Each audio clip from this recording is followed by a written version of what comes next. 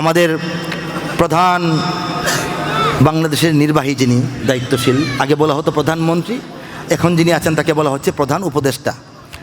এই প্রধান নির্বাহী আগে থাকতেন কোথায়? গণভবনে। এখন যিনি প্রধান নির্বাহী থাকেন কোথায়? গণভবনে, যমুনা ভবনে। চেঞ্জ হয় নাই? কেন্দ্রীয় কারাগার আমাদের চকবাজার থেকে কেরানীগঞ্জে যায় নাই? হ্যাঁ, আমি তো গিয়েছিলাম। সেন্ট্রাল জেল হতে পারে ফ্যান্টাসি কিংডম পার্কে, ওখানে না যায় নাই? যখন গিয়েছিলাম তখন তো মনে হয়েছিল পাগলের প্রলাপ, তা তো নয়।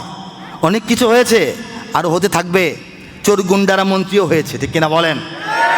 ইসলাম তার জায়গায় আছে ইনশাআল্লাহ, ইনশাআল্লাহ, এবং থাকবে।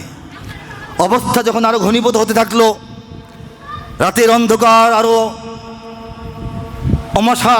অমানিসাচ্ছন্ন হতে লাগলো, তখন রব্বুল আলামিন আরেকটা গান, আরেকটা সঙ্গীত লেখাইলেন। সেটা ছিল এরকম: ইমানের সৈনিকেরা ভয় পেও না, রাত্রি আধার হচ্ছে বলে,